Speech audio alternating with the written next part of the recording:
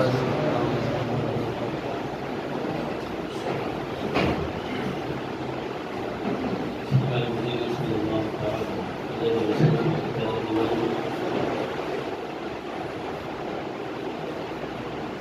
اور آپ ایک بہت ہی مخصوص مبارک اور مسعود محفل کے اندر بیٹھے ہوئے ہیں۔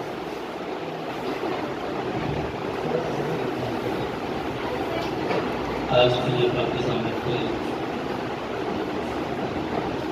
انتہائی بابرکت اور نورانی ہے،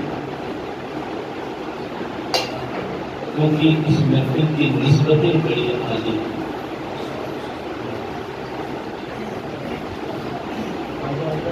یہ نورانی بزم جسے تعلق ہے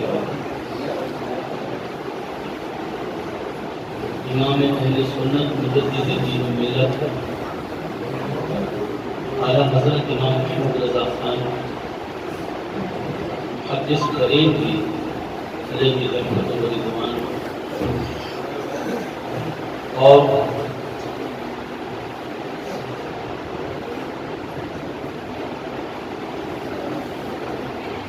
حضور شیخ احمد سرہندی مجدد دین ثانی امام ربانی۔ اور سب سے اہم چیز یہ ہے کہ جو تیسری اعلیٰ و عرفہ شخصیت ہے وہ ہے سیدنا سرکار امام حسن مجتبیٰ رضی اللہ تعالی عنہ۔ میں سمجھتا ہوں کہ سرکاری امام حسن مجتبیٰ رضی اللہ تعالی عنہ وہ عظیم ذات ہے جس کے دروازے پر ہم جو پہلے دو نام لیے ہیں ہم نے اعلیٰ حضرت اور امام ربانی، یہ دونوں یقیناً بہت بڑی شخصیتیں ہیں، لیکن یہ دونوں شخصیتیں سرکاری امام حسن کے دروازے پر کاسائے گدائی لے کر کھڑے ہوئے نظر آتے ہیں، کیونکہ امام حسن آقا ہے اور یہ غلام ہے، تو آقا کی وجہ سے غلاموں کا چرچا ہوا، آقا کی نسبت سے اور آقا کی طفیل غلاموں کا چرچا ہو رہا۔ اہم نسبت میں یہ سمجھتا ہوں کہ سرکار امام حسن مجتبیٰ رضی اللہ تعالی عنہ کی ذات ہے، جن کے بارے میں بہت کم گفتگو ہوتی ہے، اور ان کا یوم شہادت لوگ جانتے بھی نہیں ہیں کہ کب آتا ہے اور کب ہوتا ہے۔ سرکار امام حسین کی شہادت تو شہادت بھی ایسی ہے کہ اس میں اہل سنت کا بچہ بچہ جانتا ہے کہ امام حسین 10 محرم کو شہید ہوئے، اور بعض لوگوں کو یہ کنفیوژن ہوتا ہے، اور اکثر لوگ یہ سمجھتے ہیں کہ حسن اور حسین دونوں کربلا میں شہید ہوئے۔ میں نے بھی بچپن میں کئی لوگوں کی زبانی سنا کہ کربلا میں حسن اور حسین شہید ہوئے، جبکہ امام حسن امام حسین سے 10 سال پہلے مدینہ منورہ میں شہید ہوئے، اور امام حسین کربلا میں شہید ہوئے، اور امام حسن مدینہ منورہ میں شہید ہوئے۔ اور یہ وہ عظیم ذات ہے کہ جس کے بارے میں خالی آپ سوچیں، تھوڑا سا تصور کریں کہ سیدہ عابدہ زاہدہ طیبہ طاہرہ جان احمد کی راحت، خاتون جنت سیدہ فاطمہ رضی اللہ تعالی عنہا کے گھر جب پہلا بیٹا پیدا ہوا ہوگا امام حسن، تو اس وقت حضور کی خوشیوں کا عالم کیا رہا تھا۔ نور کی سرکار میں جب نور کی پہلی کرن چمکی ہوگی، نور والوں کے گھرانے میں جب نور کی پہلی کرن چمکی ہوگی، اس وقت ان کی خوشیوں کا عالم کیا رہا ہوگا۔ میرے آقا علیہ الصلوۃ والتسلیم کے پیارے دیوانوں، بچہ ہمارے گھر میں ہو تو نام علماء رکھتے ہیں، جو نیک لوگ ہوتے ہیں وہ علماء ہی کے حوالے چھوڑ دیتے ہیں، اور جو فلم باز لوگ ہوتے ہیں وہ تو بیچارے فلموں سے ہی نام ڈھونڈ کر لے کر آ جاتے ہیں، انہیں کتابوں کی ضرورت نہیں ہوتی، انہیں کتابوں کی اور اچھے ناموں کی ضرورت نہیں ہوتی، ان کے لیے پکچریں، ناٹکیں، فلمیں کافی ہوتی ہیں بچوں کے ناموں کے لیے۔ لیکن یہاں مسئلہ یہ ہے کہ حضور کے گھر میں جب امام حسن کی ولادت ہوتی ہے تو مبارک اللہ دیتا ہے، مبارک اللہ دیتا ہے، مبارکبادیاں رب کی طرف سے آتی ہیں اور نام خود اللہ کی طرف سے آتے ہیں۔ دیکھیے آپ ان کا مقام، سرکار امام حسن کا نام شبر، کیا نام ہے؟ شبر، جس کا عربی ٹرانسلیٹ حسن، اور امام حسین کا نام شبیر۔ شبر اور شبیر یہ حضرت ہارون علیہ السلام کے لڑکوں کے نام تھے، ان ناموں کی نسبت سے یہ نام رکھے گئے اور پھر ان کا ٹرانسلیٹ ہوا حسن اور حسین۔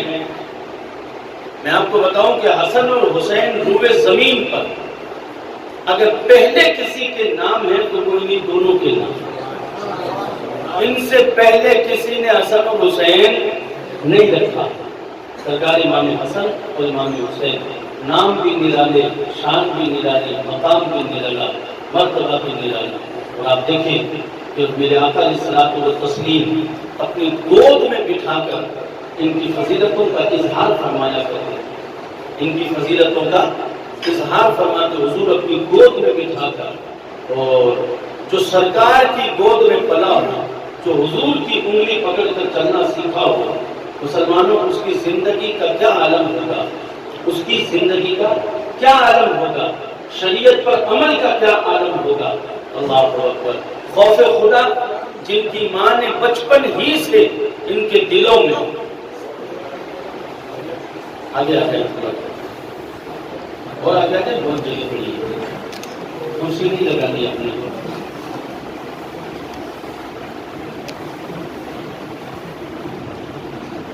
خوف خدا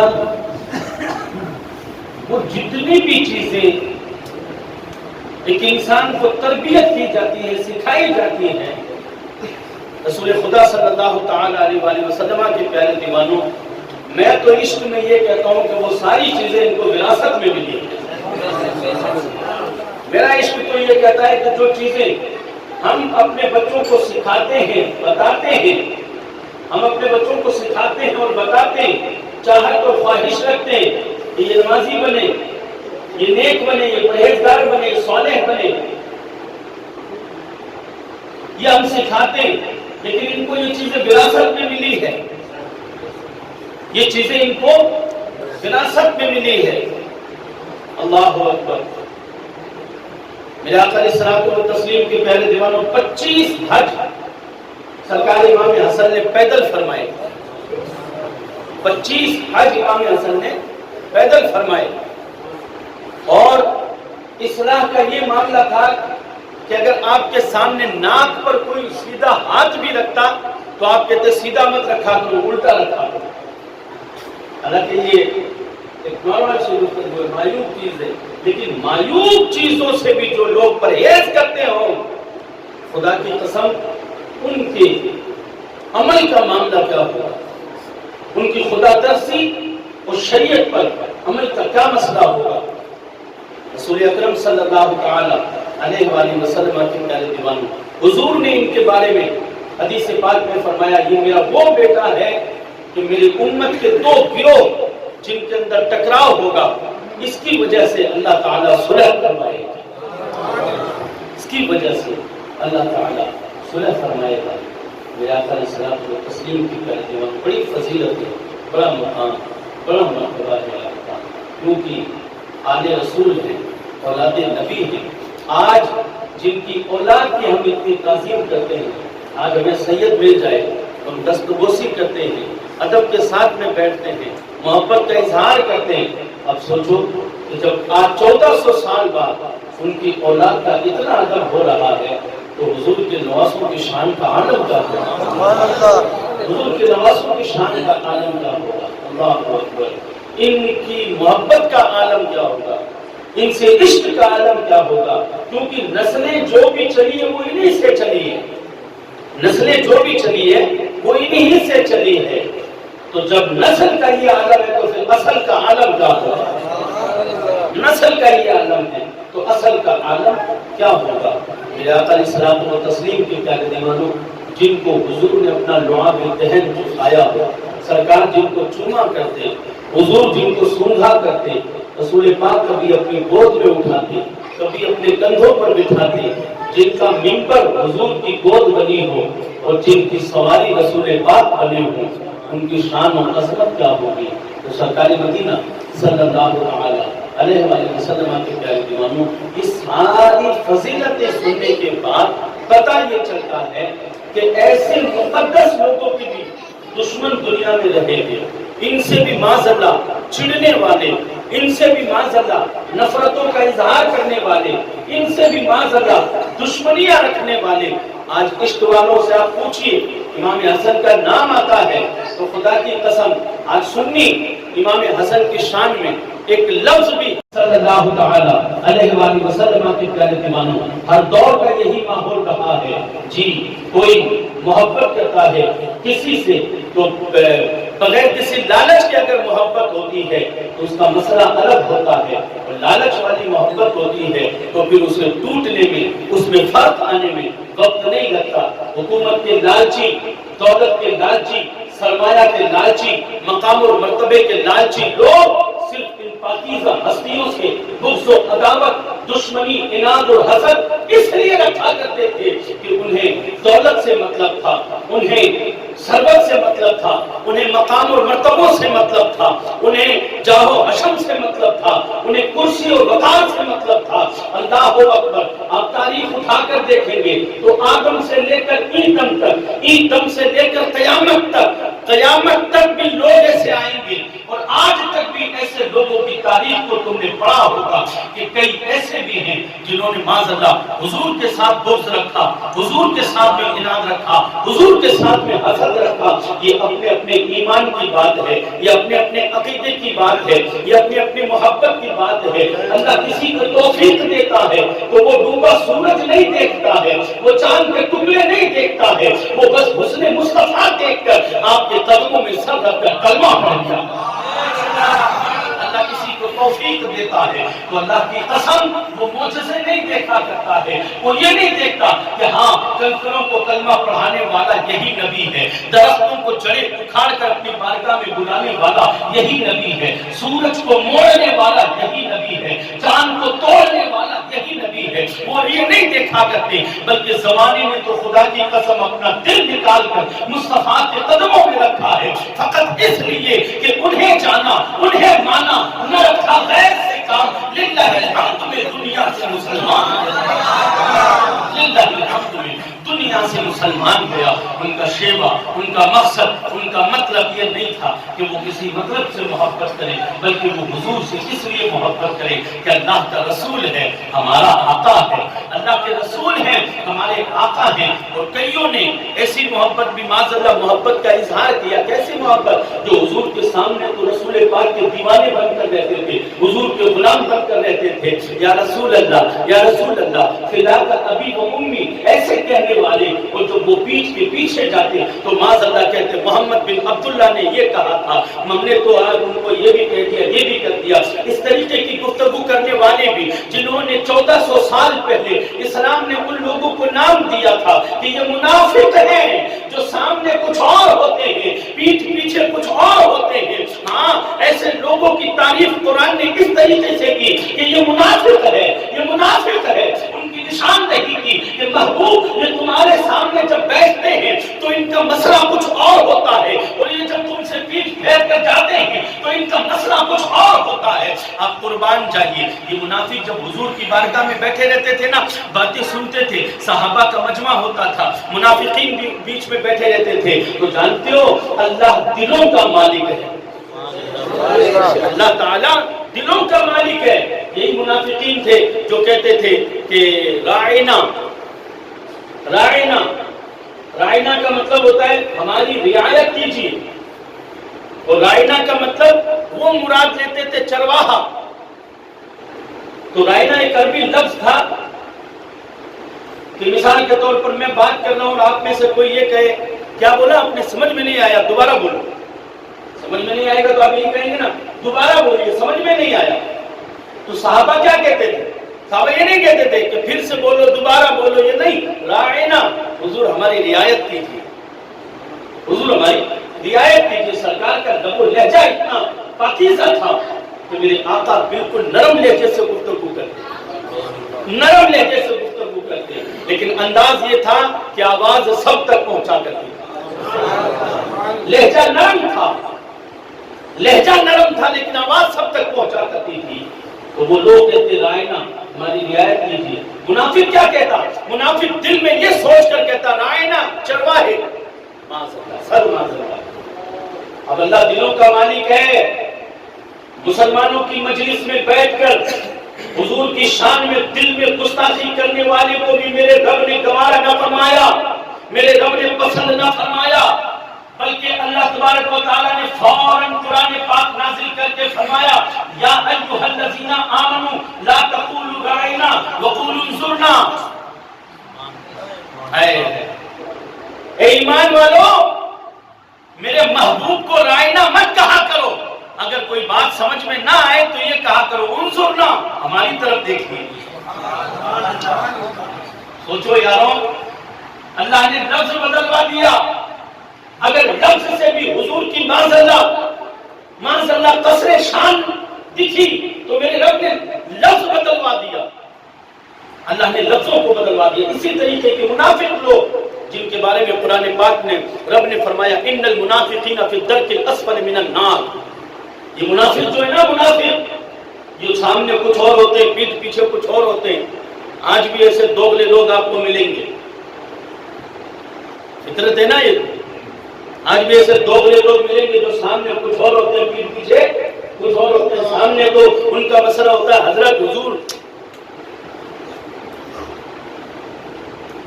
کئی علماء کے دیوانے ہوتے ہیں، ماننے والے چاہنے والے، وہ چاہنے والے الگ ہوتے ہیں، وہ دکھاوا، بعد میں پھر معاذ اللہ ہنسی بھی اڑا دیتے، ٹہکا بھی لگا دیتے، کچھ بھی بول دیتے۔ اس دور کے منافق اتنے خطرناک ہوتے تھے کہ آج تو خالی یوں ہی ہے کہ بھی سامنے کچھ اور پیٹھ پیچھے کوئی ضروری نہیں ہے چاہا یا نہ چاہا۔ یہ تو یہی تک محدود ہے، وہ لوگ نقصان تک پہنچایا کرتے تھے، نقصان تک پہنچایا کرتے تھے۔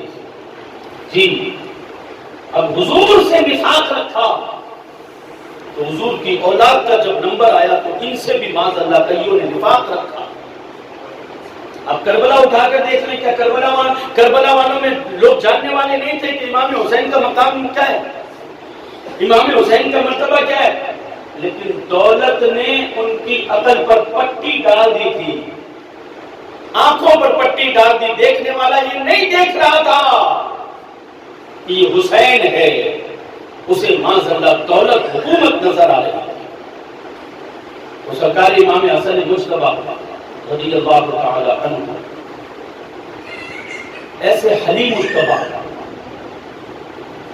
پاکیزہ شان، عظمت و نشان، دین کی تبلیغ، دین کی خدمت کے لیے ادھر ادھر جایا کرتے۔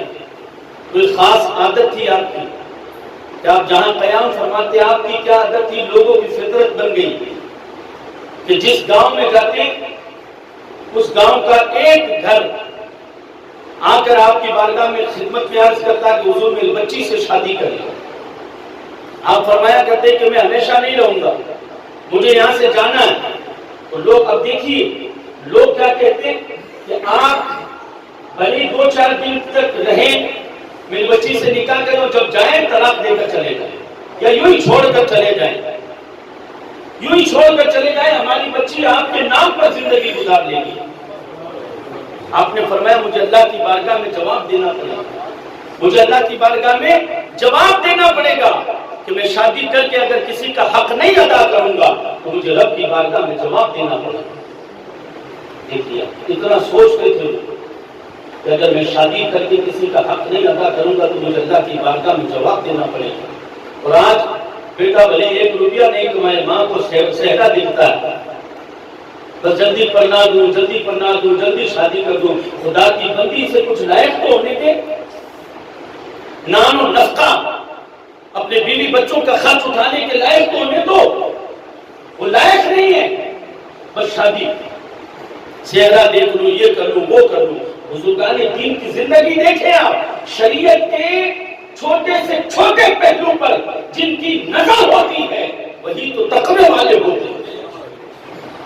تقوی والے مجھ جیسے نہیں ہوتے کہ بھول گیا صاحب کھاتے کھاتے کوئی پوڑی الٹے ہاتھ میں ڈالی اور کھا گیا، مجھ جیسے نہیں ہوتے تقوی والے کہ پانی ہاتھ میں آیا کیا کروں، یہ ہاتھ تو روٹی مرا ہوا وہ اس سے پی لیتا ہوں، یہ نہیں ہے۔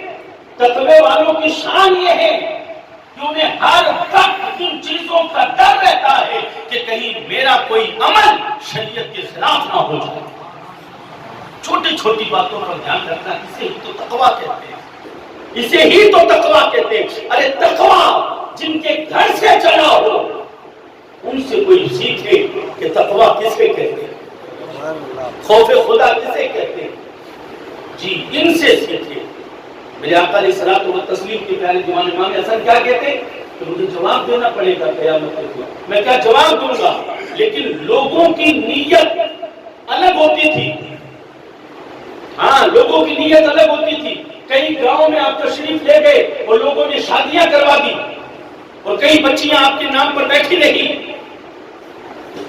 لیکن لوگوں کی نیت کیا تھی؟ لوگوں کی نیت یہ تھی کہ صرف اور صرف امام حسن کی نکاح میں ہم اپنی بچی اس لیے دیتے ہیں تاکہ کل قیامت کے دن حضور کے رشتہ داروں میں ہمارا بھی نام آتا۔ حضور کے رشتہ داروں میں ہمارا بھی نام آ جائے۔ سرکار مدینہ صلی اللہ تعالی علیہ وآلہ وسلم کے پیارے دیوانوں، جن اللہ نے ہاتھوں میں وہ اثر دیا ہو کہ وہ کھجور کی طرف ہاتھ اٹھائے تو سوکھے درختوں پر کھجوریں اگ جایا، سوکھے درختوں پر کھجوریں اگ جایا کرتی، پیاری پانی کی پیاس لگے اور وہ کہیں بیٹھ کر کہیں نظر ڈالے تو ان کے لیے غلام پانی لے کر حاضر ہو جایا کرتا ہو۔ میرے آقا علیہ الصلوۃ والتسلیم کے پیارے دیوانوں، ان سے بھی لوگوں کو بغض، عداوت، اناد، حسد، دشمنیاں تھی، اور کس طریقے سے آپ کو شہید کیا گیا تھا۔ محرم کے مہینے میں آپ سنتے ہی رہتے، میں برکتاً خالی ان کا ذکر کر رہا ہوں، برکتاً، تاکہ ہمیں اور آپ کو اس پاکیزہ ہستی کا فیضان ملے جس کے دروازے پر خدا کی قسم بڑا بڑا ولی کاسائے گدائی لے کر بھیک مانگتا ہوا نظر آتا ہو۔ امام حسن کا دروازہ کوئی معمولی دروازہ نہیں ہے۔ مجھے افسوس ہوتا ہے اور میں یہ آپ کی بات، یہ آپ کے سامنے بات رکھوں گا بھی میں کہ مجھے افسوس اس لیے ہوتا ہے، اعلیٰ حضرت کے 24 جشن ہوتے ہیں صاحب شہر میں، یہاں بھی یہاں بھی یہاں بھی یہاں بھی، غوث پاک کی پوری 11ویں ہوتی ہے، غریب نواز کے چرچے پورے سال ہوتے ہیں، لیکن اللہ اکبر، سرکار امام حسن جیسی عظیم شخصیتوں کے لیے ایک جلسہ بھی شہر میں نہیں ہوتا ہے، ایک چھوٹا سا بھی کوئی پروگرام سرکار امام حسن کی بارگاہ میں خراج محبت پیش کرنے کے خاطر نہیں ہوتا ہے۔ آپ بتائیں یہ انصاف ہے یا نا انصافی ہے؟ ایک بھائی کے لیے تو 10 دنوں تک سبیل کا لنگر، کھچڑے کا لنگر، کبھی یہ لٹانا کبھی وہ لٹانا، کبھی کسی طریقے سے عقیدتوں کا مظہر بن کر ان کی بارگاہوں میں نیاز عقیدت پیش کرنا۔ ایک بھائی کے لیے یہ، اور بڑے بھائی کے لیے مسئلہ یہ کہ اہل سنت کے اکثر لوگوں کو ان کی شہادت کے دن کا بھی پتہ نہیں ہے کہ سال 28 سفر ہے، 29 سفر ہے، 30 سفر ہے، 1 ربیع الاول ہے، 2 ربیع الاول ہے، 3 ربیع الاول ہے، کیا ہے ان 4 دنوں میں؟ اتنا ہی پتا ہو جائے کہ صاحب ہاں 4-5 دنوں میں ہے، اتنا بھی پتا نہیں ہوتا۔ میں اہل بیکانیر میں بالخصوص آپ لوگوں کو مبارکباد دینا چاہوں گا کہ آپ نے یہ عزم اٹھایا، آپ نے یہ بیڑا اٹھایا، چاہے چھوٹے طور پر ہی سرکار امام حسن کی بارگاہ میں آپ نے خراج محبت پیش کرنے کے خاطر یہ عظیم جلسے رکھنے شروع کیے۔ میرے آقا کے پیارے دیوانوں، میرا وجدان یہ کہتا ہے کہ تم ایک کمرے کے اندر بیٹھے ہوئے ہو، تمہیں سڑک والا دیکھ رہا ہے یا نہیں دیکھ رہا ہے، تمہیں امام حسن کے وسیلے سے مولا علی بھی دیکھ رہے ہیں، سیدہ طیبہ طاہرہ بھی آپ پر دعائیں کر رہی ہے، اور امام حسن کی نظر عنایت بھی ہے، اور مصطفیٰ کے کرم کی برکھا بھی برس رہی ہے، مصطفیٰ کے کرم کی برکھا بھی برس رہی ہے۔ میں دل کی گہرائیوں سے مبارکباد دوں گا کہ کم از کم 1 2 یا 3 جگہ پر ماشاءاللہ ہمارے بڑے بازار میں ہم نے 2 جلسے شروع کروائے سرکار امام حسن کے نام پر۔ یار چھوٹا ہی ہو، تھوڑی سی ہی گفتگو ہو، کم سے کم ہماری نسلوں کو پتا تو چلے امام حسن نام سب جانتے، نام ایسا نہیں ہے ماشاءاللہ، نام ایسا نہیں ہے کہ جسے کوئی جانے نہیں پہچانے نہیں، نام دونوں کے ساتھ میں آتے ہیں، حسن حسین۔ نام ایک آدمی لے گا تو دونوں کے نام ساتھ میں آئیں گے، حسن حسین۔ نام جانتے، لیکن آپ کا جو شہادت کا یوم ہے اس دن جس طریقے سے اہتمام ہونا چاہیے سنیوں کے گھر میں، نیاز، درود، فاتحہ، بچوں کو قرآن پڑھانے بٹھا دینا، یاسین شریف پڑھنا، سورہ ملک پڑھنا، بسم اللہ پڑھنا، کلمہ پڑھنا، جو کچھ بھی ہو اہتمام کے ساتھ میں گھروں میں 2-3 گھنٹے تک کم سے کم 2-3 گھنٹے تک کم سے کم اس طریقے سے اگر اہتمام ہو تو پھر دیکھیں آپ اللہ کے ولیوں کے، میں منع نہیں کر رہا ہوں، معاذاللہ میری بات کو کسی اور وے پر مت لینا، غوث پاک کی 11ویں پورے مہینے، غریب نواز کی دھوم پورے سال، سرکار اعلیٰ حضرت کا چرچا، اگر 5 جلسے ہوں تو ایک میں تو ہو گئی، چاہے نعت کو لے کر ہو چاہے صفات کو لے کر ہو، یہ بھی عشق مصطفیٰ کا صدقہ ہے، یہ بھی حضور کی محبت کا صدقہ۔ لیکن سنو مسلمانوں، چاہے وقت کا امام احمد رضا ہو یا وقت کا مجدد الفسانی ہو یا وقت کا صوفی حمید الدین ناگوری ہو یا وقت کا دادا گنج بخش اجمیری ہو یا فرید الدین گنج شکر ہو یا نظام الدین محبوب الہی ہو یا قطب الدین بختیار کاکی ہو یا صابر کنیری ہو یا نصیر الدین چراغ دہلی ہو یا غریب نواز ہو یا غوث اعظم ہو یا امام اعظم ہو، کوئی ہو، کتنا ہی بڑا اعظم اور عالم کیوں نہ ہو، امام حسن کا دروازہ ایسا دروازہ ہے خدا کی قسم کہ 14 صدیوں تک کے ولی وہاں پر خیرات مانگتے ہوئے نظر وہاں خیرات مانگتے ہوئے نظر آتے ہیں، اور قیامت تک وہاں سے وہی اسی دروازے پر کھڑے ہوئے خیرات لیتے ہوئے نظر آئیں گے۔ کیوں نہ ملے؟ اے جس کے باپ کے دروازے سے ولایتیں بٹتی ہو، جس کے باپ کے دروازے سے ولایتیں تقسیم ہوتی ہو، ولایتیں بٹتی ہو، اس کے بیٹے کے دروازے کی شان کا عالم کیا ہوگا؟ اس کے بیٹے کے دروازے کی شان کا عالم کیا ہوگا؟ میرے آقا علیہ الصلوۃ والتسلیم کے پیارے دیوانوں، مولائے کائنات کے شہزادے سیدہ فاطمہ طیبہ طاہرہ کے دل کے چین ہیں، یہ سیدہ فاطمہ طیبہ طاہرہ کے دل کے چین ہیں، حضور کے بیٹے، میرے آقا بیٹے کہتے، بیٹا فرمانا، بیٹے نصیب والے ہیں کن کی عظمتوں کی محفل میں بیٹھے ہو، کن پاکیزہ لوگوں کا نام لیا جا رہا ہے اور ہم یہاں پر حاضر ہیں۔ اے ہے کل قیامت کے دن خدا کی قسم جب امام حسن کی محفل سجانے والوں کا نام آئے گا اور اس میں کسی نیچے والی جگہ پر ہی ہم غلاموں کا نام آتا ہے تو ہمارا بیڑا پار ہوتا ہے۔ اور میں اکثر کہا کرتا ہوں، اکثر محفلوں میں اور مجلسوں میں اکثر کہا کرتا ہوں، ابھی بھی میں نے کہا نا کہ اپنے گھروں میں اہتمام کے ساتھ ابھی بھی دن گیا نہیں ہے، باختلاف روایت سرکار امام حسن کی شہادت کے دن میں اختلاف ہے. بعض لوگ ربیع الاول بھی لکھتے ہیں. کوئی بات نہیں, ربیع الاول تک تم دھوم مچا دو. اپنے گھروں میں قرآن خوانی کون سے گھر کے ہی بندے بیٹھ جائیں. ہاں, گھر کے ہی بندے بیٹھے. اکثر کیا ہوتا ہے, بس باہر کی بھیڑ ہوتی ہے اور گھر والے کیا کرتے ہیں, چلے گیا لاؤ میں لاگو لا گیا. عجیب آدمی ہے, کیا قرآن خوانی ہے گھر ہے, تو کھڑے جگہ ہے, وہ کو جلے گا لیو نہ لاؤں, تو خالی جلیبیوں میں گھومتا رہنا بس. گھر میں قرآن خوانی میں تم مت بیٹھنا, تم چند آیتیں تلاوت مت کرنا. گھر تیرا, آنگن تیرا, چھت تیری. ارے تو قرآن پڑھے گا, خدا کی قسم چند لفظ ہی پڑھے گا تو حمایتوں کے ساتھ میں پڑھے گا, محبتوں کے ساتھ میں پڑھے گا. نہیں, یہ تو کبھی اگربتی لگانے آئیں گے, کبھی گلاس پانی کا رکھنے آئیں گے, کبھی چائے کے پیالے لے کر آئیں گے, کبھی کچھ لے کر آئیں گے. اچھے خاصے پڑھے ہوئے ہوتے ہیں, لیکن انہیں محسوس نہیں پڑھ رہی ہے, یعنی کیا نہیں بلائے گا, آپ پڑھائیں بھائی, آپ پڑھائیں. میری ایک عادت ہے, میں گھر میں کوئی بھی بڑا دن ہوتا ہے نا, قرآن خوانی ادھر ادھر سے نہیں. 2-4 بچے آگے ٹھیک ہے, زیادہ اسپیڈ سے تیز پڑھنے والے حفاظ کرام جو ہے ان کو بلا لیا, ورنہ گھر کے بچوں کو لے کر بٹھا دیتا ہوں, ان سے کہتا ہوں 30 سپارے مت پڑھنا, بس تمہیں اتنی دیر قرآن کی تلاوت کرنی ہے.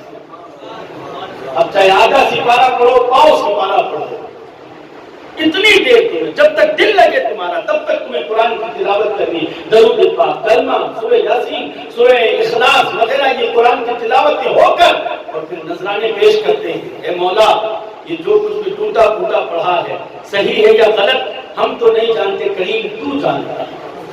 جو صحیح ہے وہ ہم حضور کے وسیلے سے سرکار امام حسن کی بارگاہ میں نذرانہ پیش کرتے ہیں. کیا دیا آپ نے؟ بولو, کسے دیا؟ امام حسن کو. کیا دیا؟ ارے بولو نا, محفل میں گونگوں کو معاف ہوتا ہے, زبان والوں کو بولا ہو. کیا دیا؟ کسے دیا؟ دے سکتے ہو؟ ارے ان کو نذرانے بڑے بڑے نہیں دے سکے. ہاں, نذرانہ دینے والوں نے بھی دیتے وقت میں یہ کہا کہ یہ میری اوقات نہیں کہ میں دوں, میں تو خود تیرے گھر کا صدقہ کھاتا ہوں, میں تو خود آپ کے گھر کا صدقہ کھاتا ہوں, میں کیا دوں؟ صرف محبت ہے یہ, صرف محبت ہے یہ. اللہ اکبر. آپ نے امام حسن کی بارگاہ میں نذرانہ پیش کیا.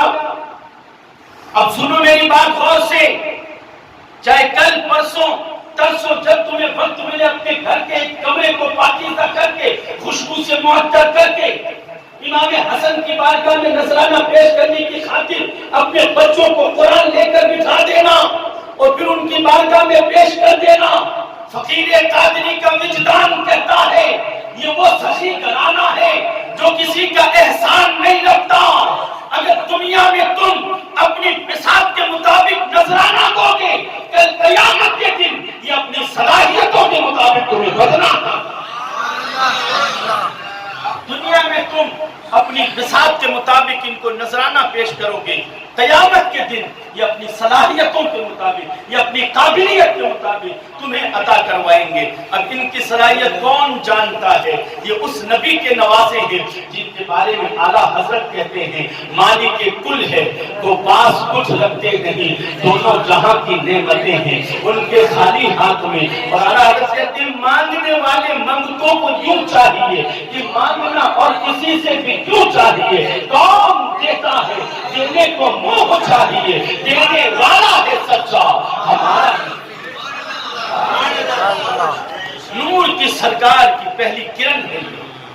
ہاں, اگر عقیدت و محبتوں کے ہاتھ جوڑ کر ان کے دربار میں کھڑے ہو کر کہو گے فقیر کا یہ ادنا نذرانہ, اے فاطمہ کے لال, اے علی کے نور نظر پیش کرتا ہوں, بس میری طرف توجہ کی نظر ڈالتا ہے. بس میری طرف توجہ کی نظر ڈال دیجیے. یہ جس پر توجہ کی نظر ڈال دیتے ہیں، ہاں بہت سے لوگ کہتے ہیں نا فلاں کی نظر پڑ گئی زندگی بدل گئی. میں کہتا ہوں ان کی جس پر نظر پڑ جاتی ہے اس کی زندگی بھی اور آخرت بھی سنور جاتا ہے، دنیا اور آخرت بھی سنور جایا کرتی ہے. میرے آقا علیہ الصلوۃ والتسلیم کی پیارے دیوانے، ماشاءاللہ 2 یا 3 سال سے یہ پروگرام ہو رہا ہے، یہ جلسہ ہو رہا ہے کہ جسے 3 عرصوں میں تبدیل کیا گیا ہے. سرکار اعلیٰ حضرت اور امام ربانی مجدد الفسانی اور سرکار امام حسن مصطفیٰ رضی اللہ تعالی عنہ. شہادت بڑی مشہور ہے آپ کی کہ آپ کو زہر دیا گیا تھا. 3 مرتبہ یا 6 مرتبہ یا 5 مرتبہ آپ کو زہر خورانے کی گئی تھی، لیکن 4 مرتبہ سرکار امام حسن پر زہر کا اثر ہوتا اور آپ حضور کی مزار مبارک پر فجر میں جاتے اور وہاں تھوڑی دیر بیٹھتے، صحیح ہو جاتے، آ جاتے. 6ٹھی مرتبہ یا 4تھی یا 5ویں مرتبہ آپ کو زہر ہیرے کی کنی پیس کر آپ کی پانی کے سراہی میں ڈالی گئی. سرکار امام حسن فرماتے ہیں کہ جب وہ سراہی کا پانی میں نے پیا تو مجھے یوں لگا کہ چاقو سے میرے حلق کو کوئی چیز کاٹتی ہوئی میرے سینے تک پہنچی اور سینے سے میری ناک تک پہنچی. اور پھر آپ فرماتے ہیں کہ الٹی کرتا تو اس میں بھی گوشت کے ٹکڑے نکلتے اور دست ہوتی اس میں بھی گوشت کے ٹکڑے نکلتے. زہر اتنا خطرناک دیا گیا تھا کہ آپ کے جسم کے اندر کا حصہ کٹ کٹ کر ٹکڑے ہو گیا تھا. میرے آقا علیہ الصلوۃ والتسلیم کے پیارے دیوانوں، سرکار امام حسین کو بلوایا، امام حسین تشریف لائے، سرانے بیٹھے، گفتگو ہوئی. امام حسین نے فرمایا بھائی مجھے بتاؤ آپ کو زہر کس نے دیا ہے؟ آپ نے فرمایا کہ میں جس کا تصور کرتا ہوں اگر میں اس کا نام بتا دوں اور اگر وہ نہیں ہو تو پھر وہ ناحق قتل کیا جائے گا. میں اپنا فیصلہ اللہ کی ذات پر ڈالتا ہوں. میرا انتقام دنیا میں نہیں، میرا انتقام میرا رب لے گا. منتقم حقیقی اللہ کی ذات ہے. یہ صبر والوں کا گھرانہ ہے، عظمتوں والوں کا گھرانہ ہے، رفتوں والوں کا گھرانہ ہے. اور دیکھیے اسی گھر سے جو سیکھ ملی ہے، اسی گھر سے جو دین کی عظمتوں کی پہرے داری ملی ہے، دین کی عظمتوں کی پہرے داری کی ڈیوٹی اس گھرانے سے ملی. اور اسی گھرانے سے ملی ہوئی ڈیوٹی کو نبھانے کی خاطر پنجاب میں ایک مرد قلندر پیدا ہوتا ہے جسے دنیا مجدد الفسانی کے نام سے جانتی ہے. شیخ احمد سرہندی امام ربانی اکبر نے، اکبر بادشاہ نا سمجھ جانتے نا، جو پڑھے لکھے لوگ ہیں وہ جانتے ہیں. اکبر یوں بھی حامد بھرو کہ آپ کی گلی کے پیچھے کسی کا مکان ہے، وہ اس طرح ملے. تاریخ میں جن لوگوں نے پڑھا ہے وہ جانتے ہیں کہ اکبر نام کا ہندوستان میں ایک بادشاہ گزرا ہے. اس نے ایک معذلہ اسلام ہی کے اندر ایک دین پیدا کرنے کی کوشش کی. غور سے سننا بات،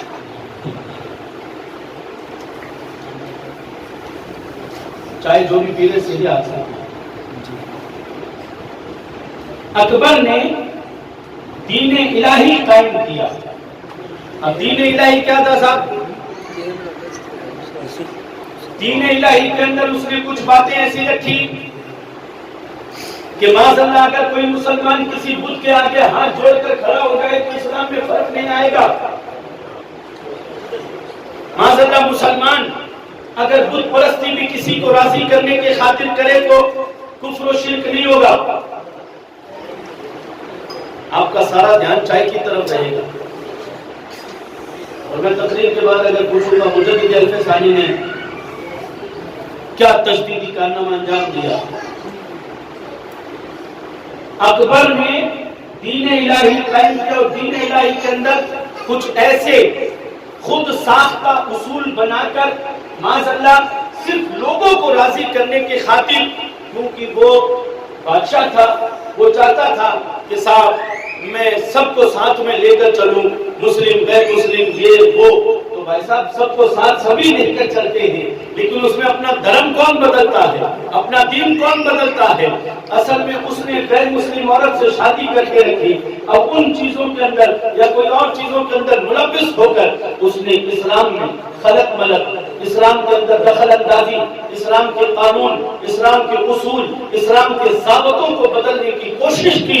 اللہ اکبر! آپ تاریخ اٹھا کر دیکھیں گے تو جب جب دنیا میں کوئی اسلام کے اصولوں کو بدلنے کی، اسلام کے ضابطوں پر ہاتھ لگانے کی، اسلام کے قانون پر انگلی رکھنے کی کوئی کوشش کرتا ہے تو کربلا سے لے کر آج تک اللہ نے ایسا نظام پیدا کیا ہے کہ وہاں حسین تھا اور قیامت تک حسین کے غلام پیدا ہوگا، قیامت تک حسین کے غلام پیدا ہوتے رہیں گے۔ یہ دین عظمتوں والا ہے، یہ دین برکتوں والا ہے، اس دین کی بلندیوں میں صحابہ کا خون شامل ہے، تابعین تبع تابعین کی قربانیاں ہیں، آل نبی کا خون ہے، رسول پاک کے گھرانے کا خون ہے۔ تو سرکار کے دیوانوں، جس شجر کی آبیاری کی خاطر خاندان مصطفیٰ کا خون لگا ہو، صحابہ کا خون ملا ہو، اس شجر کو ہر کوئی کاٹ نہیں سکتا، چاہے وہ وقت کا یزید ہو، چاہے وہ وقت کا کوئی بھی ہو۔ اللہ کی عزت کی قسم، دین فطرت کے تقاضا یہ ہے کہ جب جب کوئی اسلام کے خلاف آواز بلند کرے گا، اللہ اس دین کی حفاظت کے خاطر کوئی نہ کوئی حسین کا غلام پیدا کرتا ہے۔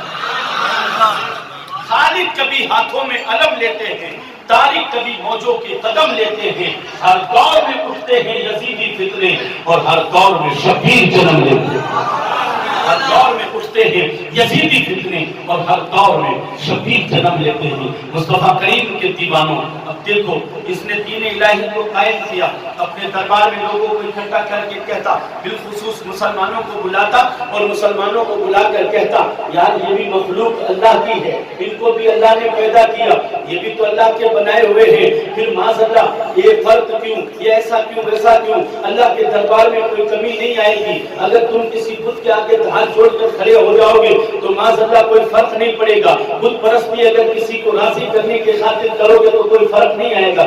اس طریقے کے 50 سینکڑوں اصول خود ساختہ بنا کر اسلام کے اندر ڈال کر جسے دین الہی کا نام دینا چاہتا تھا، اسی پنجاب کی زمین پر اللہ اکبر، اللہ نے ایک مرد قلندر کو پیدا فرمایا جسے دنیا شیخ احمد سرہندی امام ربانی مجدد الف ثانی کے نام سے جانتی ہے۔ مجدد الف ثانی وقت کے بادشاہ کے سامنے کھڑے ہو کر اللہ اکبر حق کی آواز کو بلند کرنے کی کوشش کرتے ہیں، لوگ انہیں سمجھاتے ہیں، اے شیخ احمد ذرا عقل سے کام لے، یہ وقت کا بادشاہ ہے، 2 منٹ میں کہیں چھپا دے گا، 2 منٹ میں قتل کروا کے بھجوا دے گا، 2 منٹ میں تیرے ٹکڑے کروا دے گا، اپنی آواز کو دبا لے۔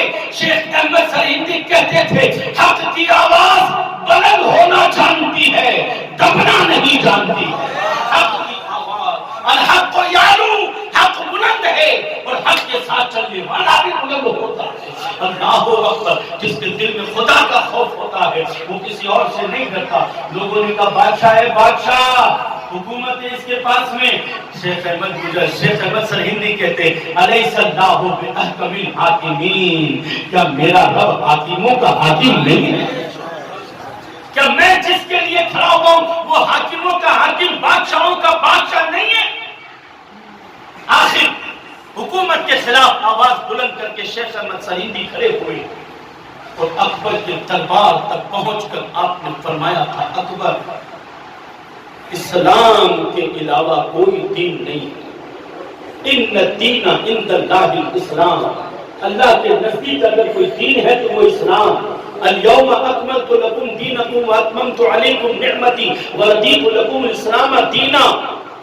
اللہ نے اس دین کو مکمل کر دیا، تو جب رب نے مکمل کر دیا تو کوئی بڑھوتری کرنے والا کون؟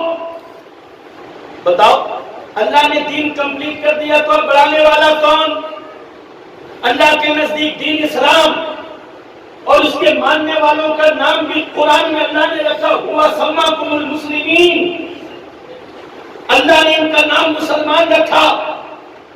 اب کسی دین الہی کی ضرورت نہیں، دین اسلام کل بھی تھا، آج بھی ہے، قیامت تک تک رہے گا.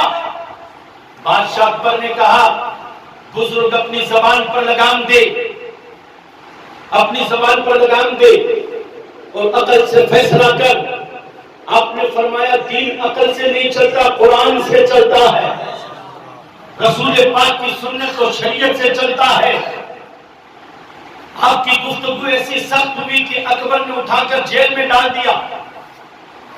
اکبر نے اٹھا کر سرکار مجدد الف ثانی کو جیل میں ڈالا. آپ بھی جب آپ سرہند جائیں گے تو وہاں وہ جگہ بنی ہوئی ہے جہاں آپ کو قید کیا گیا تھا.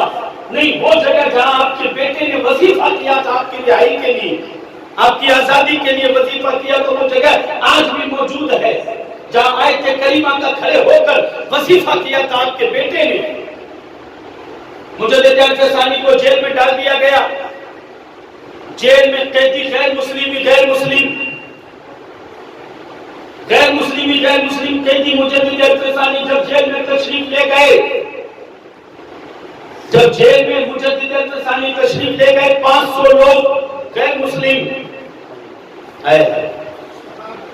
اللہ کے دربار کا فقیر جیل میں بھی جاتا ہے تو اپنا کام بند نہیں کرتا, اپنا کام بند نہیں کرتا, اپنا کام چالو رکھا. اب دیکھیے ہمارا مسئلہ تو یہ ہے کہ جدھر کی ہوا ہو ہم ادھر ہو جاتے ہیں, جیسی فطرت میں بیٹھتے ویسے ہی ہو جاتے ہیں. شرابی تھا نہیں, شرابیوں کے پاس میں بیٹھا شرابی ہو گیا. جواری تھا نہیں, جواریوں کی صحبت میں بیٹھا جواری ہو گیا. سٹوریا تھا نہیں, سٹوریوں کے ساتھ میں اٹھ بیٹھ کی سٹوریا ہو گیا. اور آج کل تو سٹے کو بھی بہت لوگ ہلکا لیتے ہیں. نہیں مول صاحب میں کوئی سٹا تھوڑی کہتا ہوں, میں تو آئی پی ایل کھیلتا ہوں. ماشاءاللہ, صد ماشاءاللہ. اتنا جوا ہو رہا ہے اس آئی پی ایل کے نام پر, اتنا جوا ہو رہا ہے, اتنا جوا. مسلمانوں 2 منٹ کے لیے تھوڑی سی اصلاح. اگر آپ کے ٹچ میں ماشاءاللہ کوئی ایسا ہو کہ جو ایسے کام کرتا ہو تو خدا کے واسطے اسے سمجھاؤ کہ جو رزق حلال کا تجھے اللہ نے دیا ہے اپنی اولاد کی پرورش مجھ سے کر. حرام کرنے والا اپنی اولاد کو مت کھلا, ورنہ رگوں میں بہتے ہوئے خون کے اندر یہ حرام غذا کا اثر ملے گا, اور حرام غذا کا اثر ملے گا تو دین سے دوریاں پیدا ہو, اللہ کا ڈر نکل جائے گا, حضور کی محبت نکل جائے گی. لیکن لالچی لوگ کہ نہیں صاحب دن بھر ٹیکسی چلاتا ہوں, گاڑا لگاتا ہوں, یہ کرتا ہوں, وہ کرتا ہوں, بس 10 روپے کا کھیلتا ہوں, 5 روپے کا تھوڑا سا ماشاءاللہ یہ کر لیتا ہوں, وہ کر لیتا ہوں. ارے بھائی وہ ماشاءاللہ حرام کا اگر کچھ روپیہ بھی آیا اور وہ اگر تیرے بچوں نے اس میں سے کھا لیا تو کل قیامت کے دن تو کیا جواب دے گا اللہ کی بارگاہ میں کہ میں نے تجھے جو حلال روزی دی تھی وہ کل پھر تیرے لیے. اے پالن ہار تو اللہ ہے, اس کی ذات پر بھروسہ کر کے کام کرتے رہو, تھوڑا یا زیادہ یہ مقدر کی بات ہے. کمی کسی کے یہاں کچھ نہیں رہتی, کمی کسی کے یہاں بھی کچھ نہیں رہتی ہے. حضور کے دربار کے ایک صحابی فجر کی نماز پڑھ کے اپنے گھر فوراً نکل جاتے ہیں. حضور سے کسی نے ان کے بارے میں شکایت کی کہ آقا یہ فلاں صحابی فجر کی نماز پڑھ کر چلے جاتے ہیں, دعا بھی نہیں کرتے.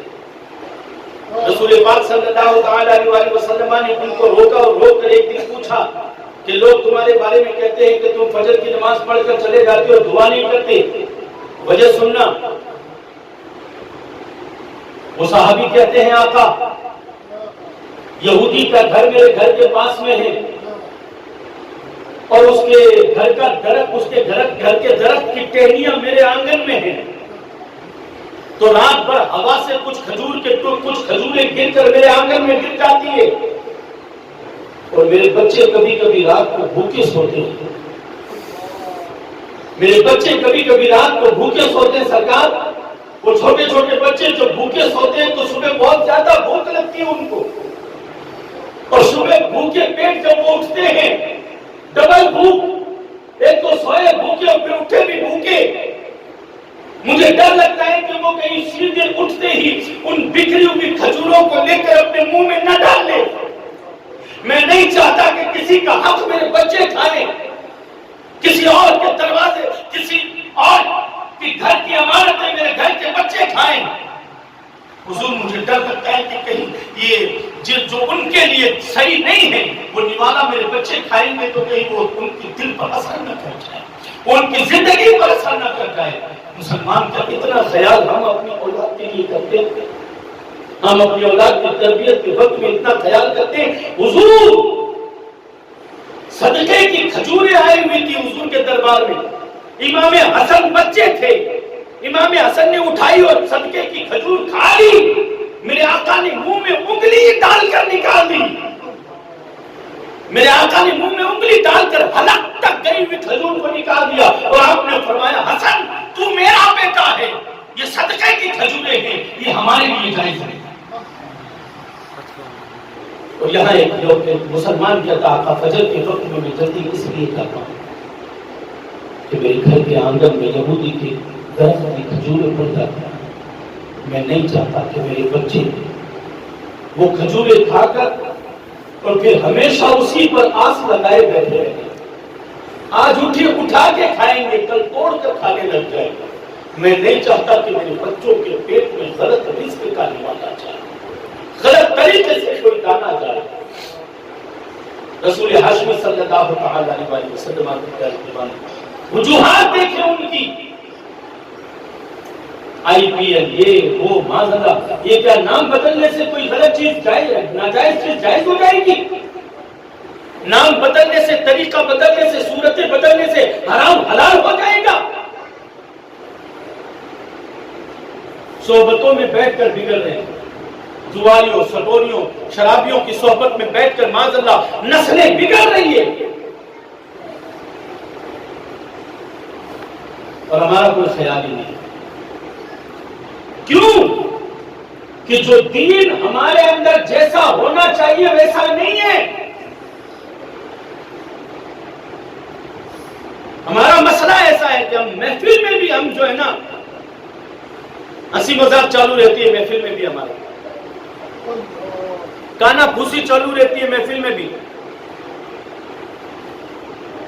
بولو یار جسے یہ بھی شعور نہ ہو کہ میرے نبی کی باتیں ہو رہی ہے، میرے نبی کی باتیں ہو رہی ہے، صحابہ کے بارے میں تم نے سنا نہیں ہے کہ حضور جب تشریف فرما ہوتے یا سرکار گفتگو کرتے تو صحابہ کا عالم یہ ہوتا کہ ان کے سر پر چڑیا بیٹھ کر انڈا دے دیتی، اس طرح وہ جامد رہتے تھے، جمے ہوئے رہتے تھے۔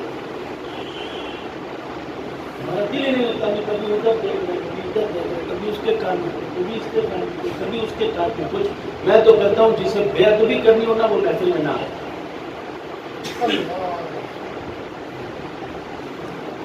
جسے اپنی بات اللہ اور اس کے رسول کی بات سے زیادہ امپورٹنٹ لگتی ہے وہ نہ۔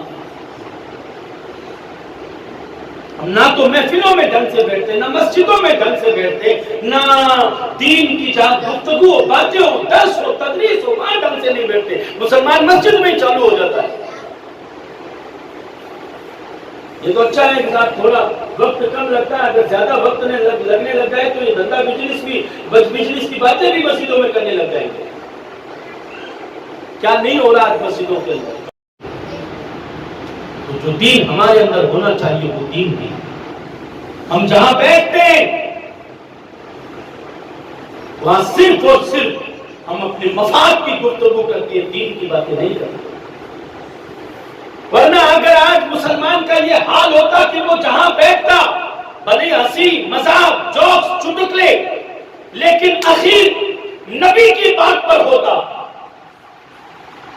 اٹھنے سے پہلے کچھ دو چار باتیں اچھی ہو جاتی تو تیری صحبتوں کے لیے لوگ تڑپتے، تیرا لوگ انتظار کرتے کہ وہ نہیں آیا جو آمینہ کے لال کے چرچے سناتا، جو آمینہ کے لال کی باتیں سناتا ہے۔ ہاں ایک شیخ احمد سرہندی امام ربانی جیل میں جاتا ہے جسے بادشاہ ڈرانے کے لیے قید کرتا ہے، وہ بندہ جیل میں جانے کے بعد خوف سے فطرت نہیں بدلتا بلکہ جیل میں بھی اسلام کی پاکیزہ گفتگو شروع کر دیتا ہے۔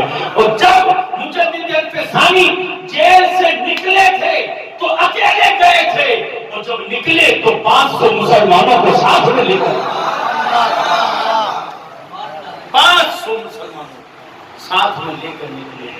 ہاں یہ وہ لوگ ہیں جو ہوا کے ساتھ میں نہیں چلتے، ہواؤں کو اپنے پیچھے چلایا کرتے، جو ماحول کے تناظر میں نہیں بدلتے، وہ ماحول کو بدل کر ماحول کو بھی نبی کا غلام بنا.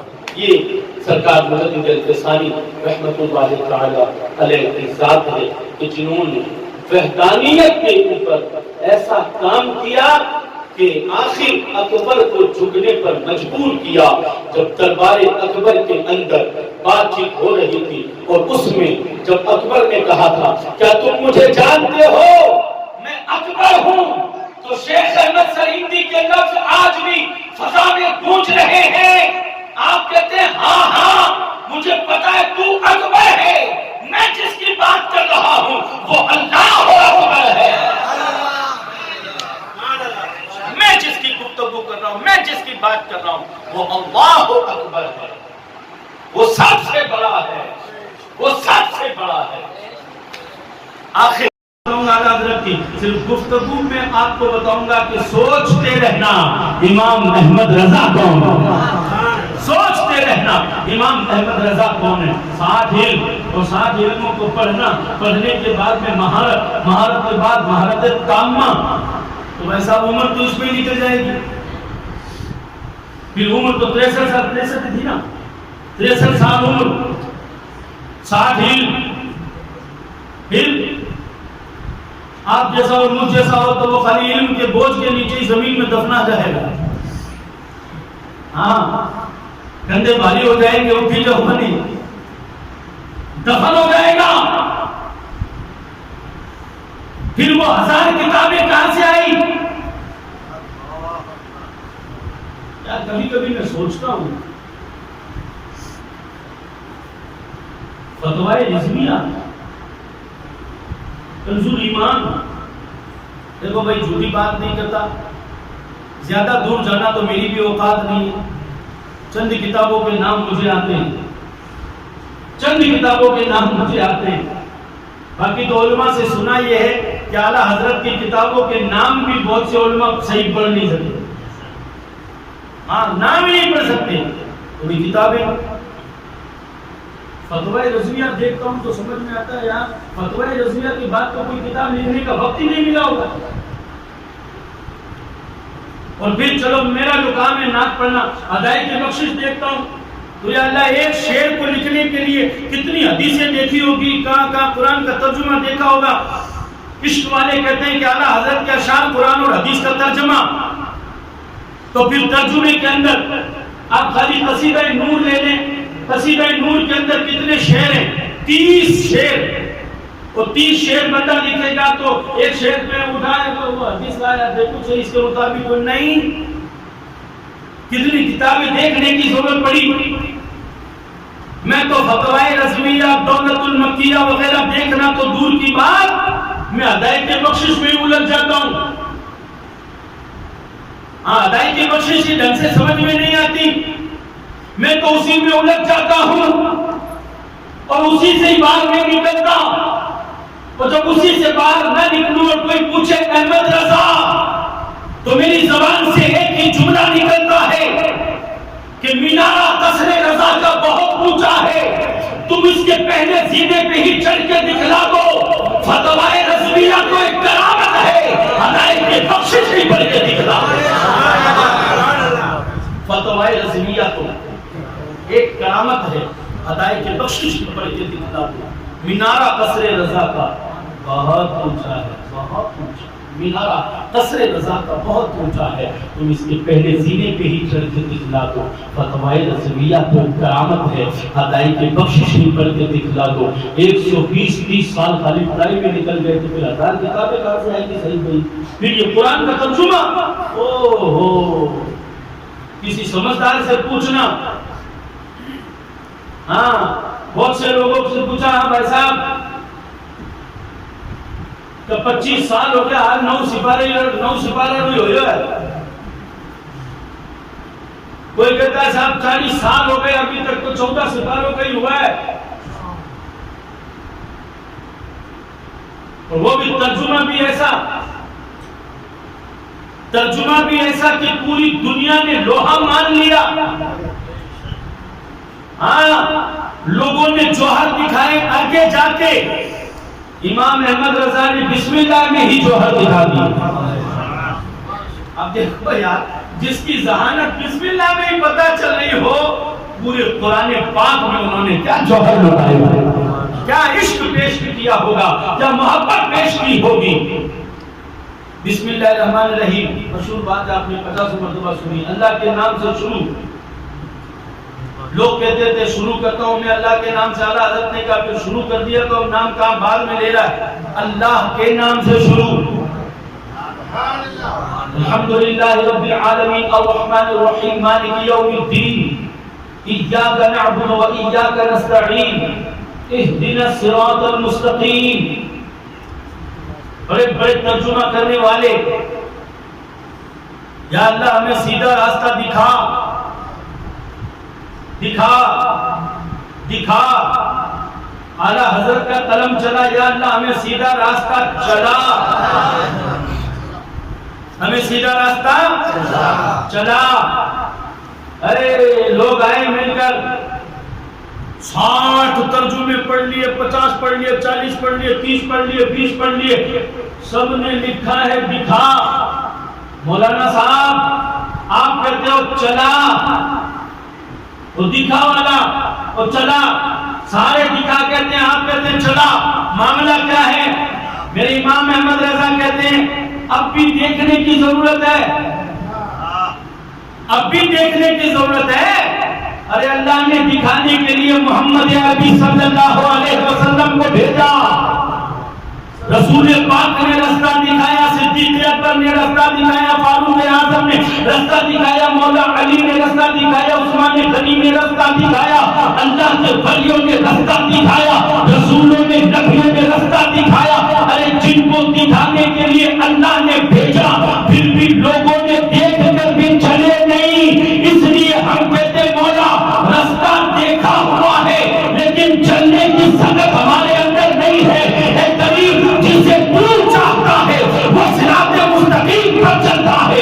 مولا دیکھا ہوا ہے, چلانا تیرا کام ہے, چلنا ہمارا کام ہے.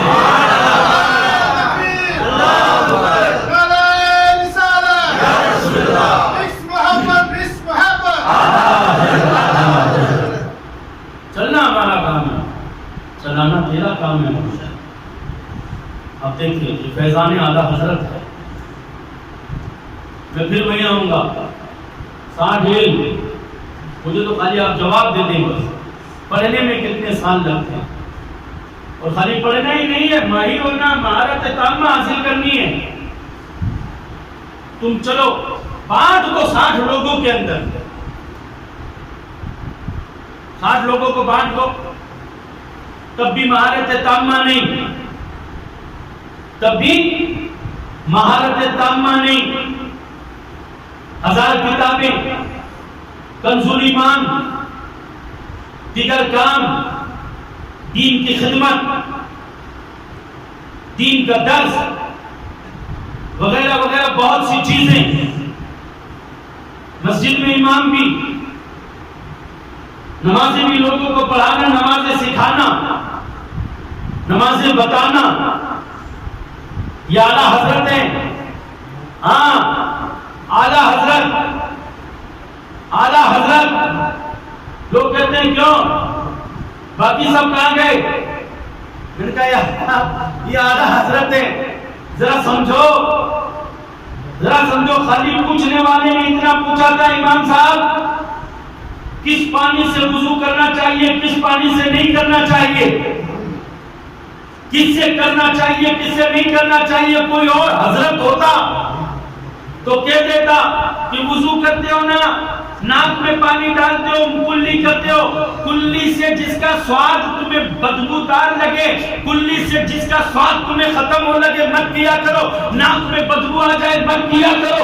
کوئی اور حضرت ہوتا تو اپنی بات کو یہیں تک ختم کر دیتا یا اور تھوڑا بڑھا دیتا کہ کہ نہیں صاحب گندلا پانی نہیں صاحب جس میں گندگی پیدا ہو. لیکن امام احمد رضا سے جب کسی نے پوچھا کہ کس پانی سے وضو کرنا چاہیے کس پانی سے نہیں کرنا چاہیے, میرے امام نے تحقیق کا دروازہ کھولا, قلم اٹھایا. اور سنو, آپ جب قلم اٹھاتے تھے تو مدینے سے آپ کو مدد مل جایا کرتی تھی. آپ قلم اٹھاتے لکھا کرتے تو نظروں میں سبز گنبد ہوا کرتا تھا, دل میں یاد مصطفیٰ ہوتی تھی, علم کے جوہر لٹا کرتے تھے, محبتیں کھل کھل کر نثار ہوتی تھی. میرے امام احمد رضا نے جب سائل نے پوچھا کہ کس پانی سے وضو کرنا چاہیے کس پانی سے وضو نہیں کرنا چاہیے, اعلیٰ حضرت نے لکھنا شروع کیا. لکھتے رہے لکھتے رہے لکھتے رہے لکھتے رہے لکھتے رہے لکھتے رہے لکھتے لکھتے آپ نے بتایا 152 طرح کا پانی ہے جس سے وضو کرنا چاہیے, 156 طرح کا پانی ہے جس سے وضو نہیں کرنا چاہیے, 152 طرح کا پانی جس سے وضو کرنا چاہیے, 156 طرح کا پانی جس سے وضو نہیں کرنا چاہیے. کل ملا کے 300 طریقے پانی کے بتائے, 300 طرح کے پانی آپ نے گنا دیے. لوگوں آپ کہنے دو مجھے خدا کی قسم, اے سرکار مدینہ صلی اللہ تعالی علیہ وسلم کے پیارے پیارے دیوانوں, ارے جو 2-4 پانی گنوائے وہ حضرت ہے, اور جو پانی پر لکھنا شروع کرے اور پانی کو بھی پانی پانی کر دے اسے اعلیٰ حضرت کہتے ہیں. سمجھ گئے؟ ہاں, مجھے تو کوئی خالی پوچھ لے کہ پانی مان تو تھوڑی مشنری آڑو اور گھر آڑو.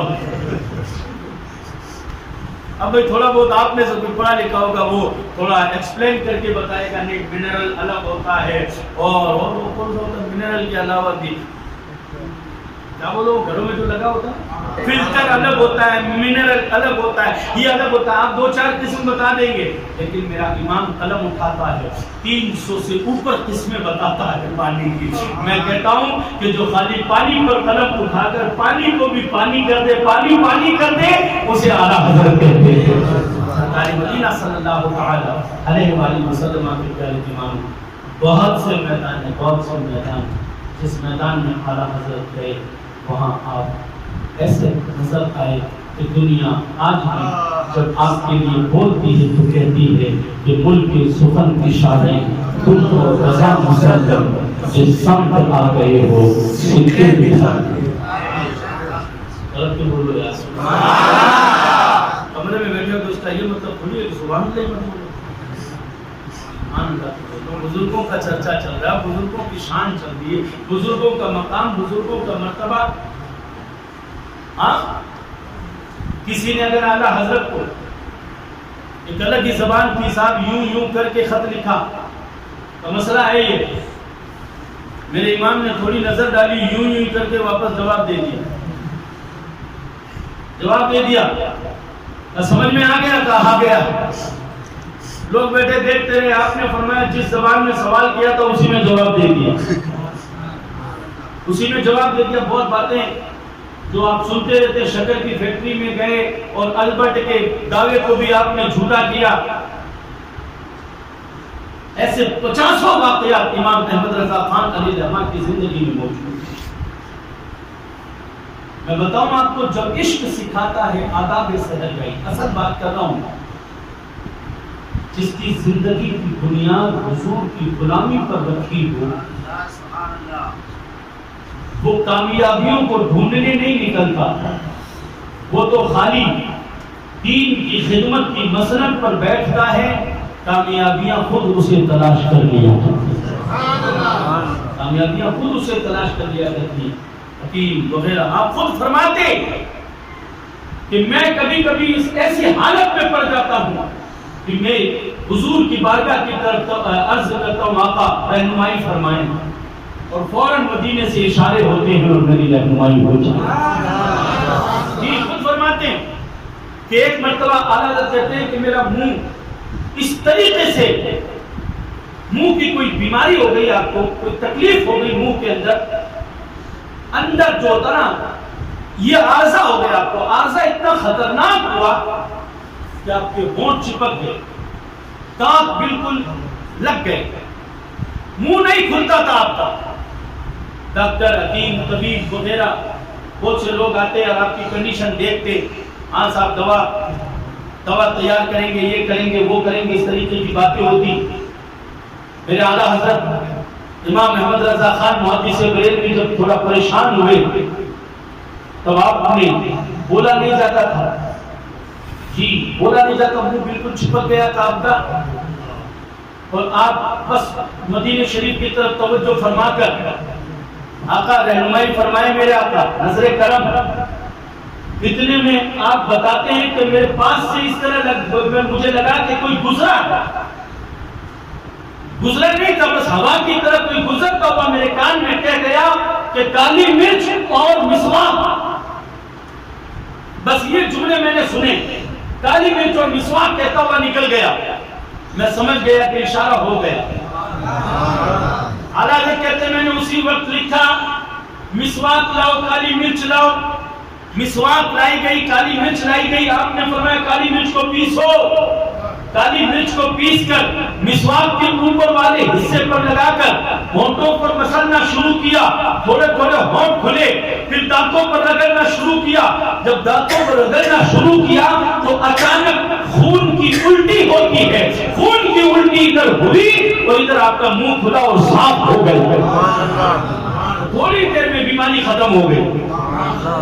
دیکھیں جو اپنے کام اس طرف ڈال دیتے ہیں, حضور کے دروازے پر, حضور کے تیار پر ڈال دیتے ہیں, ان کے کام ایسے ہوتے ہیں. 60 علموں پر مہارت رکھنے والا امام احمد رضا سائنس کے مسئلوں کا بھی حل کرتا ہے, دنیا کے ہر علم کے مسئلے کا حل کرتا ہے, چاہے وہ منطق ہو, فلسفہ ہو, کوئی بھی علم ہو. امام احمد رضا بالکل کھڑے ہوئے نظر آتے ہیں. اللہ اکبر. لوگ حیران ہو کر آپ سے پوچھتے کہ مولانا صاحب ہم نے تو آپ کو کہیں آتے جاتے تو دیکھا ہی نہیں ہے. امن میاں کہیں آتے جاتے تو دیکھا نہیں. پھر یہ سائنس, بایولوجی, ٹیکنالوجی, یہ وہ فلاں, یہ آپ نے پڑھا کہاں ہے؟ ارے لوگ سائنس کا اعلیٰ علم حاصل کرنے کے خاطر کوئی آکسفورڈ جاتا ہے, کوئی ہاروارڈ جاتا ہے, کوئی ناسا سے کانٹیکٹ کرتا ہے. تم نے کہاں سے کانٹیکٹ کیا؟ تو میرا امام بولا میں دنیا کے اور کسی بھی علم کو حاصل کرنے کے خاطر الحمدللہ کسی کے دروازے پر نہیں گیا. امام احمد رضا نے جو بھی علم سیکھا ہے قرآن پاک سے سیکھا ہے. امام کیا کہتے ہیں؟ سب سے بڑی یونیورسٹی قرآن ہے. کیا ہے؟ قرآن. اور تم خالی یوں کہ اس پر اگربتی کر رہے ہو. بس یہ آنے والا کو بھوت کو نہیں آویلا, یہ آنے والا کو آڑا ڈھونڈتا ملا, یہاں رکھو. یہ قرآن صحنوں کو روشن کرنے کے لیے نہیں ہے, یہ قرآن تلاوت کے لیے ہے. یہ قرآن اللہ کی بارگاہ سے قربت کا ذریعہ ہے. ہاں کسی نے کیا خوب کہا کہ بندہ نماز بھی پڑھ, قرآن بھی پڑھ. تھکے ہوں گے آپ, سلام پڑھ لوں میں. دیکھیے میں نے ابھی تک نعت تو پڑھی نہیں, ایک دو نعت ضرور پڑھوں گا. آپ چاہے کسی کی ٹانگوں میں درد ہو رہا ہو یا کچھ بھی ہو رہا ہو مجھے بتائیں. بیٹھے بیٹھے چاہے کوئی پریشان ہو گیا ہو تو ایسا گالیاں مت دینا. ایک دو نعت حصول برکت کے لیے ضرور پڑھوں گا. خیر میں چاہتا تو یہ تھا کہ پہلے نعتیں پڑھ دوں 5-7, پھر اس کے بعد تھوڑی بات چیت کرتا, لیکن کوئی پتہ ہی نہیں چلتا ادھر کدھر گاڑی نکل جاتی ہے اور پھر ابھی گاڑی یہاں تک آ گئی ہے. میں عرض کر رہا تھا کہ قرآن, بزرگان دین کہتے ہیں نماز پڑھو, قرآن پڑھو. سن رہے ہیں نا؟ کیا پڑھو؟ بولو بولو. نماز میں تم اللہ سے بات کرتے ہو, اور جب قرآن پڑھتے ہو تو تیرا رب تجھ سے بات کرتا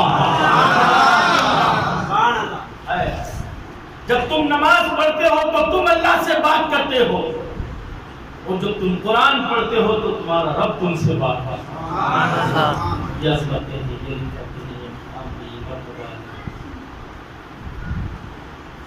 بہت عظمتوں والی زندگیاں ہیں یہ.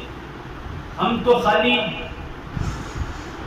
ان کے چمن سے چند پھول اٹھا کر اپنی زندگیوں کو مہکانے کی کوشش کرتے تھے، اور اللہ تعالیٰ ان پاکیزہ لوگوں کی پاک زندگیوں سے ہمیں بھی فیض عطا فرمائیں اور ہمیں بھی سچا دین کا